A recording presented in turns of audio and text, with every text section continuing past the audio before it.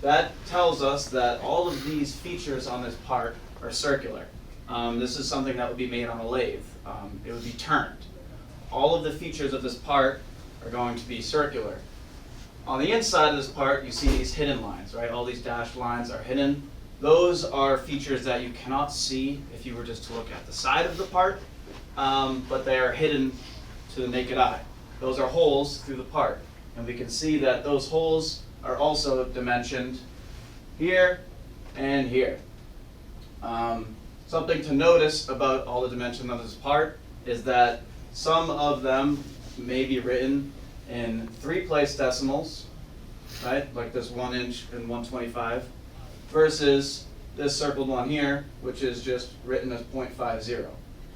What that tells us about this part is that these two dimensions are going to be toleranced differently. Specifically, this print does not have a block that tells us the tolerances. So as a standard, when dimensions are written in 3-place decimals, we can assume that they are plus or minus 5 thousandths. We've seen this before, right? You'd have plus minus 0.005 for anything written in a 3-place decimal. And the way that'll be expressed is just an arbitrary number, or just 3 x's, right? That says if anything is 3-place decimal, it'll be as a standard plus or minus 5 thousandths. Something written like this, 0.50, it's a 1/2 inch, but our tolerance is going to be expressed as plus or minus 10 thousandths.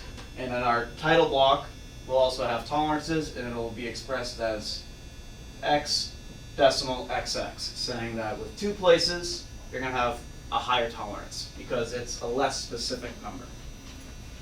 Also, what you'll see in the title block is the title and your blueprint number. Usually the company will be listed there as well when you're making parts for actual facilities. Down here you see your material as well. Material here is tool steel. What do you guys think tool steel is used for? Tools. Tools, yeah.